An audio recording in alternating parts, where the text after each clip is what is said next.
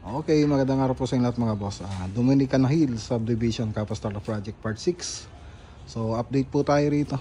So halos matatapos na yung pintura ng labas. Ayan, sa labas ng bahay. So last na po nating pinturan tong bakod.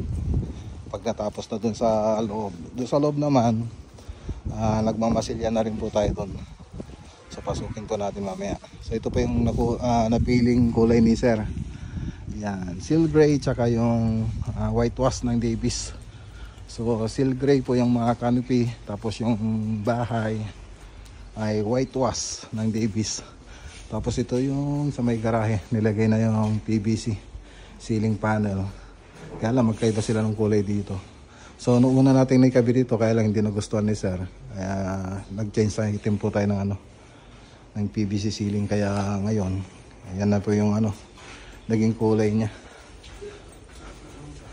Okay, so dito tayo sa sa living room. So ayan, pipintura na rin po tayo ng kisame.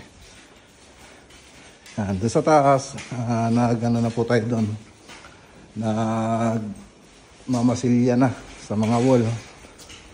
Ito naman yung sa likod. Ayan, para makita nyo lang. Mabilisan lang mga boss. Pupunta tayo sa taas.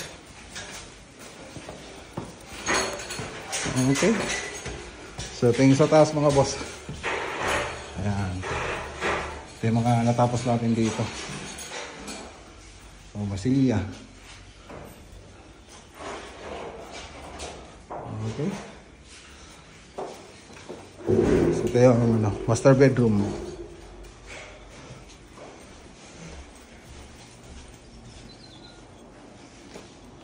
Okay. So yan lang yung update dito sa Dominican Hills Subdivision. Alright.